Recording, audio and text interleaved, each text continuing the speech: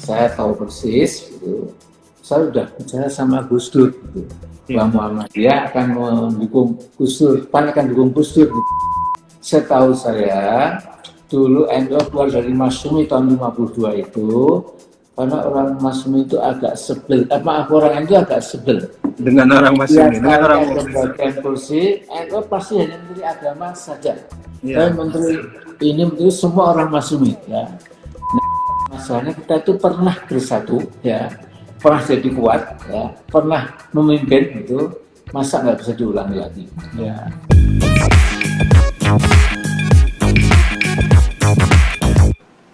Saya waktu SD ya, itu sekolahnya kan sudah double. Iya. Jadi sekolah SD, sekolah dasar SR, Ayat, malam siang itu saya madrasah Ibtidaiyah, sekolah Arab. Ya. Kemudian SMP saya madrasah Sanawiyah, ya. SMA Sanawiyah atas. Gajah Mada, saya menangkap IAIN juga. IAIN. Nah kemudian saya mengambil ilmu-ilmu politik itu dari Notre Dame, ya, pusatnya kekuasaan Katolik. Notre Dame itu adalah the greatest Catholic University in the US. Jadi Notre Dame itu di South Bend itu adalah universitas Katolik terbesar di Amerika. Nah kemudian saya sekolah ke Chicago. Ya. Nah kemudian saya ke Kairo. Saya bertemu dengan Muhammad Al-Ghazali, saya mendengarkan ceramah-ceramah Yusuf Qaradawi dan lain-lain. Gitu. Nah kemudian tergembleng agak lumayan begitu ya, sehingga saya lantas bisa menggabungkan to some extent. Saya juga, saya itu nggak ada siapa-siapa lagi. Tapi paling nggak saya berusaha gitu. Sehingga muncullah di tauhid sosial. Ya. Supaya itu kan faktor pendidikan itu Pak ya. Faktor proses pendidikan yang panjang itu kemudian perenungannya sampai akhir terjemahan tauhid sosial itu Pak. Iya, saya kira gitu. Ya. Jadi mengejawantah menjadi sebuah pemahaman bahwa jadi orang Islam, orang beriman itu tidak bisa steril, tidak bisa menjadi status quo yang penuh dengan ketidakadilan, kezaliman, kita diam saja. Nah sehingga kemudian kita melancarkan itu, ya, melancarkan beberapa pikiran sederhana aja gitu. Sehingga oleh Mizan waktu itu kan tauhid sosial menggempur kesenjangan, gitu ya. Kesenjangan yang dikutuk oleh Al-Quran bertubi-tubi juga. Ya. Nah, jadi menurut saya enaknya sebagai orang Islam itu pada zaman apapun kita punya eternal guidance, ya, yang akan lekas karena panas, lapor karena hujan. Ya, Pak Amin, dalam sejarah hidup Pak Amin gitu ya, dalam proses pendidikan yang sangat panjang itu, kemudian memimpin Muhammadiyah. Nah, ada satu masa Pak Amin 98 harus memutuskan misalnya tidak lagi memimpin Muhammadiyah karena membentuk partai politik pada saat itu keputusan itu kan pasti Pak, pasti tidak mudah menurut saya karena pasti lebih nyaman lah jadi tokoh Muhammadiyah, tokoh umat pada saat itu dipuja. Siapa waktu itu yang 98 nggak memuja Amin Rais gitu Pak? Kan semuanya idola anak-anak muda dulu semuanya ya idolanya Amin Rais. Tapi kemudian Bapak memutuskan masuk partai dan partai kemudian tersekat-sekat. Padahal kalau Pak Amin pada saat itu tetap sebagai tokoh, misalnya tokoh umat, mungkin itu akan beda ceritanya. Nah, keputusan itu apa sih Pak landasannya Pak? Kemudian mengambil keputusan, sudah saya masuk politik. Sebenarnya itu juga keputusan teman-teman PBNU Muhammadiyah. Ya. Jadi waktu itu kan saya suksesi untuk reformasi. Ya. Suksesi itu adalah mohon Pak Harto turun supaya membuka jalan ke reformasi.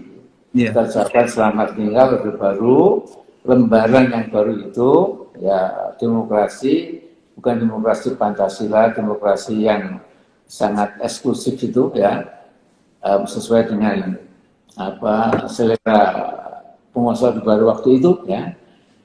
Nah kemudian waktu itu memang ada yang mengatakan Bung Amin, Anda sudah selesai gitu, tapi jangan kepala basah, udah teruskan mimpin gitu, memimpin kalau bisa ya menjadi pemimpin negara, gitu ya. Pemimpin negeri jadi presiden gitu ya. Jadi jangan cuma setengah jalan ya, karena reformasi diambil orang lain gitu. Yang jangan jadi muadzin aja gitu Pak ya. Ya semacam itulah ya. Nah, tetapi memang lantas yang lebih menang ya sudah dicoba, gitu. Ya, dicoba. Gitu. Nah, waktu itu memang ada yang mengatakan, jadi kalau tidak kena big gun-nya, ya half gun ya. Jadi kalau presiden tidak, Pak Amin juga sudah jadi wapres saja. Gitu. Kalau wapres lebih aman, Pak Amin lebih enak. Gitu. Gitu. Tapi kemudian kalau saya jadi wapres, cuma jadi panseret gitu, jadi untuk apa gitu. Waktu itu ada moral dilemma mas, moral dilemma gitu. Nah waktu itu saya juga dikatakan orang itu Amin Rais bukan high politics, politik adiluhung yang bicara tataran moral, tataran lebih di atas gitu ya. Tapi sudah terpleset kepada low politics. Karena ada politik kekuasaan. Di situ ada dagang sapi, ada dagang kuda, ada who gets what, when, and how, dan lain-lain ya. Nah, saya waktu itu keputusan harus diambil gitu. Dan saya juga ingat, ya walaupun saya dibandingkan tokoh yang saya sebut itu kecil ya, saya ingat seperti Pak Agus Salim, si Pak Nasir, itu kan memang juga kalau memang bisa mengambil karir di politik dalam arti yang bagus, mengapa tidak? Yeah. Nah, sehingga di sini itu kan dalam surat Yusuf itu, Nabi Yusuf kan mengatakan kepada penguasa Mesir waktu itu, ya, jadi pilihlah, jadikanlah aku bendahara negeri, karena aku tahu dan aku jujur gitu, ya. Jadi ij'alni khazainal ard, ini hafidun, ini hafidun alim ya. Jadi jadikan aku bendahara negeri Mesir itu. Mengapa? Karena saya tahu ilmunya dan saya bisa dipercaya. Nah jadi ini memang dilema juga ya. Sementara masyarakat Islam di Indonesia ini kebanyakan memegang hadis yang dhaif itu, jangan kau berikan kekuasaan mereka yang ambisi. Tapi ini sudah diputuskan secara berbelakang oleh Pak AR. Ya. Pak AR mengatakan kalau sudah ada jamaah berkumpul, ya, yang memang paling berhak jadi imam, silahkan Bapak atau Bang atau Mas jadi imam. Anda di antara kami ini primus inter pares, Anda lebih fasih, lebih paham agama, silahkan. Kalau orang ini tidak mau, sama-sama nggak mau, kata PR, nanti jangan-jangan orang agak sindeng langsung ke pengimaman.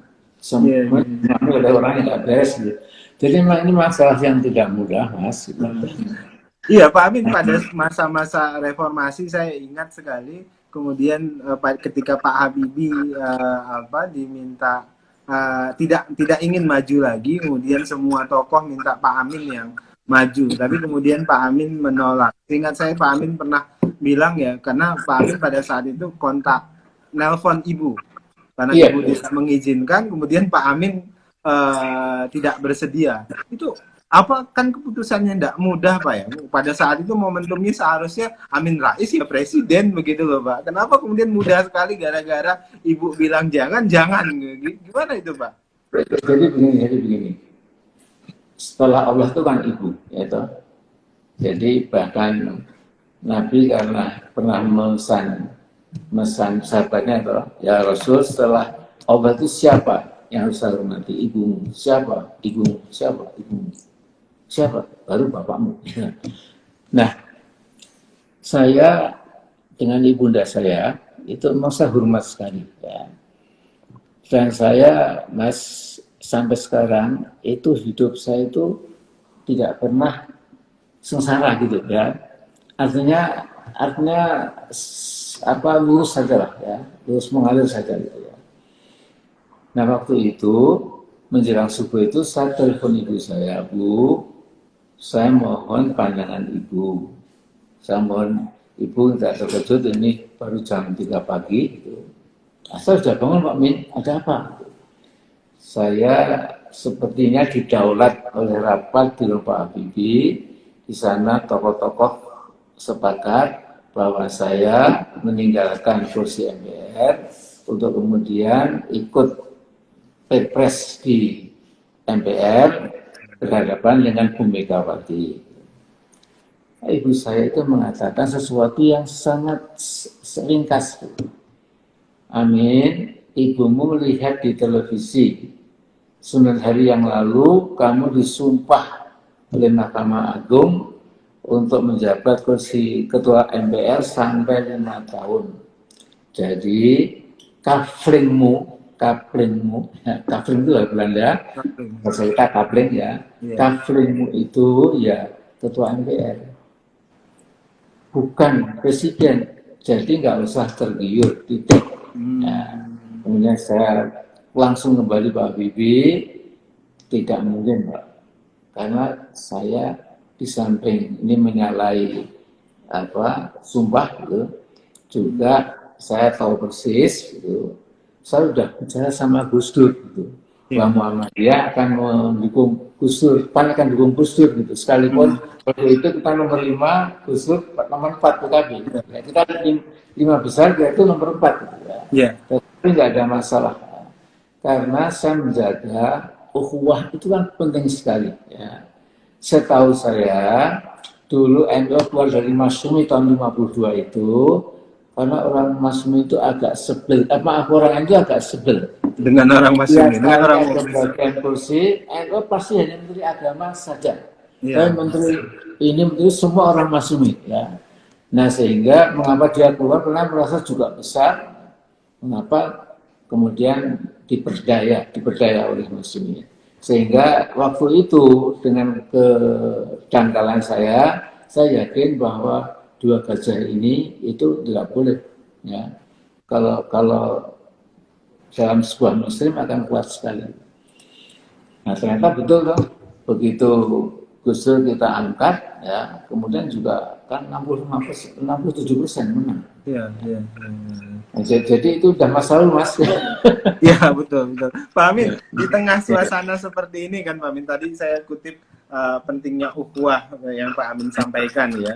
Apalagi tengah COVID ini kan dampaknya itu luar biasa Pak. Dampak terutama dampak ekonomi, dampak sosial, banyak saudara-saudara kita yang kena PHK, kemudian kesulitan ekonomi. Gimana sih kita bisa menggembirakan ukhuwah di tengah kondisi seperti ini, solidaritas seperti apa Pak Amin? Apalagi kan politik kita masih, sisa-sisa politik itu masih banyak sekali. Kritik sih tidak ada masalah, tapi bagaimana caranya tetap merawat ukhuwah itu loh Pak. Kan misalnya secara politik kita nih dewasa, Pak Amin misalnya dengan Pak Prabowo ya beda sikap politik juga biasa saja. Saya secara pribadi dengan Pak Amin sebagai orang tua saya beda sikap politik juga tidak memutus ukhuwah. Gimana sih bisa mengingatkan kepada umat kita, warga negara lah, bahwasannya fastabikul khairat di politik itu harus, nahi mungkar juga harus, tapi di sisi lain harus tetap merawat ukhuwah itu Pak. Jadi begini Mas, jadi ada sebuah kesalahan berpikir yang kesalahan itu fatal ya, tapi dikembang-kembangkan oleh para tokoh-tokoh kita ya. Sama sehingga waktu jadi anak orang muda itu ya, di IMM, di HMI, di LDMI, HMI, Lembaga Dakwah Mahasiswa Islam, itu kata-kata dengan bangganya itu al-ikhtilafu baina ummati rahmatun. Jadi ikhtilaf di antara umat kita sebuah rahmat. Kemudian substitution, jadi la verite. Ya. Jadi dari perbedaan pendapat itu akan muncul kebenaran. Ya. Padahal kita orang Muhammadiyah itu kan tahu wasakum minkum umatiyah minal khairi wa dan walasakunu karena tafaru wahtalafu ya. Jangan sekali-kali jadi berfirqah dan ikhtilaf, jangan itu. Karena itu dosa besar, kata Al-Quran begitu. Persis satu ayat setelah watakum itu Watakum ya watakum itu kan amal nahi mungkar menuju kepada Allah, kamu menjadi orang yang berbahagia. Janganlah engkau tafarruqu wa khalafu. Setelah kamu mendengar kebenaran, jangan ikhtilaf itu. Sesungguhnya itu dosa besar. Nah, ini makanya pemahaman seperti ini itu memang di kalangan kita itu tidak hilang-hilang gitu ya. Apalagi nah ini juga sensitif ini. Kadang-kadang memang ada sementara tokoh ya itu mungkin ya akan kehilangan pasaran ya, akan menyusut pengikutnya kalau kemudian dia tidak membuat batas-batas yang lebih kaku ya, supaya umat yang followers mereka itu supaya utuh, supaya tetap ini dan itulah ya. Nah, itu saya memang masalah yang tidak mudah gitu. Tetapi kalau spirit Quran itu dipegang betul, ya, harusnya memang ya seperti sekarang ini. Gitu. Saya tetap berpengharapan, ya. Jadi UII, ya, Umat Islam Indonesia ini masih punya chance yang bagus sekali, ya, untuk yang akan bersatu setelah didera dengan berbagai pukulan-pukulan yang kemudian kita jadi lemah sekarang ini, ya. Jadi dan masalahnya kita itu pernah bersatu, ya, pernah jadi kuat, ya, pernah memimpin itu, masa nggak bisa diulangi lagi. Ya. Kita pernah punya Perdana Menteri Muhammad Nasir. Dan itu Burhanuddin Harahap itu tahun 50-an itu menjadi Perdana Menteri yang paling berhasil membawa kemakmuran, menurunkan harga sembako, dan bahan pokok dan lain-lain. Artinya kita pernah, ya, mengapa kita enggak kan list tua serpet katanya sejarah berulang ya. Mari kita Nasir bahkan bikin mosi integral Pak ya dulu. Oh ya betul ya. Nah di sini pun Mas saya selalu mengingatkan jangan sampai teman-teman sama bangsa itu merasa kalau Islam itu agama yang eksklusif, tidak toleran dan lain-lain.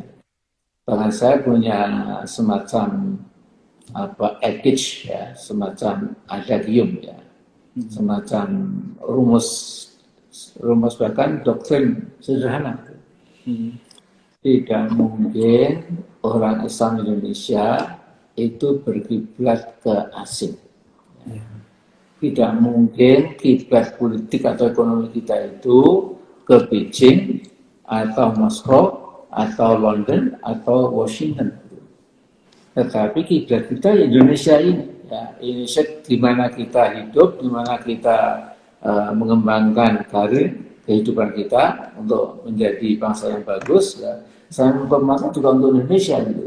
Nah jadi saya termasuk orang yang nggak setuju kalau orang Islam itu kalau sudah kuat Islamnya nasanya luntur, patriotisme nggak ada. Itu pemahaman agak pokok, ya. Agak pokok, ya. Tidak cerdas, ya. Karena Islam itu merangkul, ya.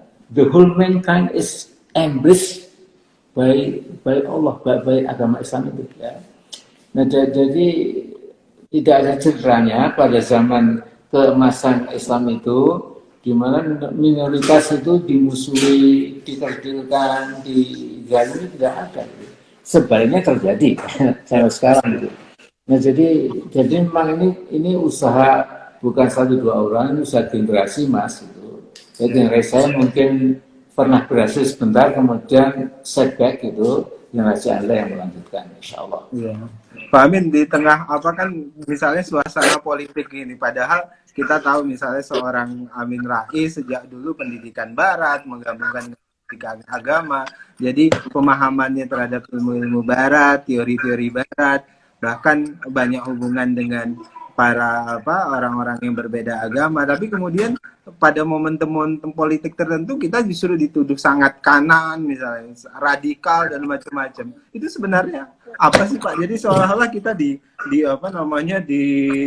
stigma begitu, di stigma. Padahal bagi saya misalnya toleransi itu di Indonesia ya DNA-nya orang Indonesia begitu. Jadi nggak ibarat orang Jawa bilang itu toleransi, ngajarin toleransi ke orang Indonesia itu seperti ngajarin bebek ngelangi gitu. Itu gimana Pak? Ya memang ya. Jadi ginilah ya. Jadi misalnya orang-orang Barat itu kan penjajah, tiba-tiba jadi guru HAM itu loh untuk orang-orang itu juga aneh loh. Uang maling untuk mengajarkan kejujuran kan nggak mungkin. Tapi lepas dari itu, Mas, memang dari zaman ke zaman ya itu sesungguhnya kelihatan. Jadi bangsa-bangsa Muslim itu kalau kebetulan para pimpinannya itu paham dengan Islam dan memegang sebagai salah satu pegangan yang sangat kuat diimbangi dengan ilmu pengetahuan ya, maka bangsa itu akan naik ya. Nah jadi saya tetap saja itu memang ups and downs itu kan sudah sunnatullah ya. Jadi ada masanya kita mengalami keemasan, ada kemudian juga drawback dan lain-lainnya. Jadi kalau saya melihat sekarang ini itu memang sudah mulai bangkit ya. Memang tidak persis seperti harapan kita waktu masuk ke abad 15 Hijriah itu ya. Sekarang sudah 40 tahun Hijriah, abad 15. Ternyata tidak sesuai yang kita harapkan ya. Tapi nggak ada masalah ya. Karena sejarah itu kan perjalanan panjang dari bangsa-bangsa. Nggak bisa diukur dengan dekade, tapi mungkin century saja ya. Jadi yang penting itu kita ini terus saja ya, the show must go on ya. Terus berkarya semampu kita gitu. Nanti pada saat yang pas menurut penilaian Allah yang memantau kita ini bahwa sudah cukup ya umat Islam berusaha sungguh-sungguh, maka akan datang waktunya untuk menjadi pemimpin dunia kembali. Bukan saja regional tapi global leadership ya, insya Allah. Jadi Pak Amin, ini saya mau sedikit ke pribadi Pak Amin. Pak Amin 76 tapi bugar, sehat. Itu rahasianya apa sih Pak Amin? Saya jadi penasaran. Kita aja yang muda-muda ini udah mulai mulai sakit segala macam. Tapi Pak Amin relatif sehat selalu. Ya relatif ya. Nah, jadi yang saya sangka dulu hadis itu lalu bukan hadis itu. Jadi umumnya dulu kita memahami kata-kata itu dari Nabi, tapi ternyata para ahli hadis itu bukan hadis itu. Yaitu berbunyi nahnu qaumun la na'kulu hatta najuu' wa idza akalna la nashba'. Jadi rumus kesehatan kami sebuah kaum tidak makan kalau belum lapar. Dan kalau makan nggak sampai kekenyangan. Nah, jadi menurut saya itu walaupun bukan hadis, saya itu kata berhikmah. Ya, kata berhikmah. Tadi Luqman juga bilang itu. Ya. Kalau perutmu itu kenyang, pikiranmu akan mati, wisdomnya akan terbang, kemudian anggota badan lesu untuk beribadah. Jadi itu memang betul. Nah, jadi saya tidak tahu karena orang yang lebih usia dari saya dan lebih tua itu juga banyak. Jadi kalau ditanya saya, ya saya rutin saja, tidak sampai gendut makan kekenyangan begitu. Kemudian puasa Senin Kamis itu Pak, puasa Daud Pak Amin ya. Iya. Pak Amin kan masih terus puasa Daud ya Pak Amin. Alhamdulillah masih. Sejak muda ya Pak. Sejak tahun 89. Oh, sejak 89 itu rutin puasa Daud Pak ya. Iya, sudah 30 tahun. Kalau olahraga kan nggak ada, setahu saya Pak Amin nggak ada yang berat-berat, paling jalan kaki segala macam Pak. Ya, jalan kaki aja Mas. Jogging kan jogging. Jogging sambil tahlil Mas. Oh. Jadi gini Mas, mengapa kalau jogging sambil tahlil itu walaupun 15 km itu kuat? Jadi saya pernah mencoba jogging dari sebelah timur Bandara Adi Sucipto sampai ke rumah, kira-kira 15 kilo, ya, agak hujan rintik. Jadi itu enak sekali. Jadi kalau sedang jalan agak pelan, itu kaki kiri menapa itu la ilaha illallah. Wah itu satu kali. La ilaha illallah. Kalau cepat juga la ilaha illallah. Dan ini menyebut itu menunjukkan kekuatan, Mas. Betul. Itu jangan tahlilan ala Muhammadiyah, Pak. Sambil Iya, tahlil itu kan ada 3, Pak, ya. Iya. Tahlil dengan hati, ya. Iya. Ya, diam tapi hatinya menyebut Allah. Tahlil dengan bilisan, ya. Iya. Ya, Allah. Macam-macam itu ya. Kami ngantuk kan. Iya. Yang kemudian kalau kita ini tahlil bil jawarih, tahlil bil arkan, ya. Dengan anggota badan, membuat masjid, membuat rumah sakit, membuat rumah Baitul Aitam, membuat kampus, tahlil dengan apa? Dengan anggota badan.